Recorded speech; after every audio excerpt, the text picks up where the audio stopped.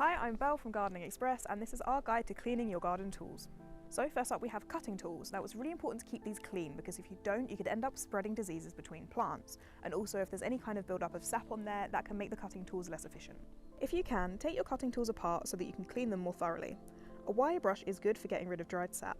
You could also soak it off with some WD-40 or something similar.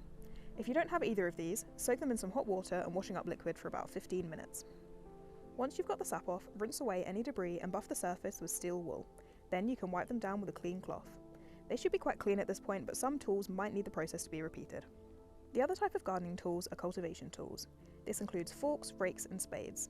You should start cleaning them by using a scrubbing brush to get rid of any soil.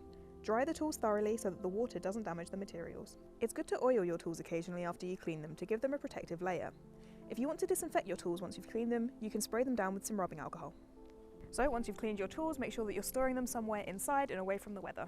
So for any more information about plants and gardening, be sure to check out the other videos and articles on our website. Thanks for watching and enjoy your garden.